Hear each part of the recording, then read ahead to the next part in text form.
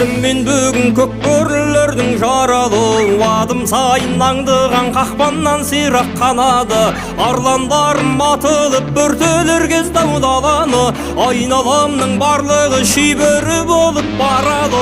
Ерсіз иттің күшігі қойдай боп жөннен қырқылды, бөрі басар дегендер сырғалы болып құртылды. Өлтірігім сақ болшы, заман келсе де мың түрлі, сыпырған мен терімді сыпырмас ешкім ұғымды.